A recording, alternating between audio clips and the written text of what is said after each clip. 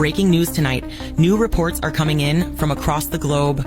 Red rain is falling in major cities, from Paris to Dubai, London to Venice. Eyewitnesses describe skies turning crimson as scarlet droplets stain streets and buildings, leaving scientists scrambling for answers.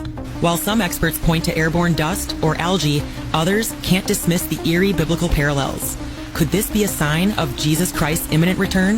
Authorities urge calm, but advise avoiding contact with the water until further tests are done. Stay tuned.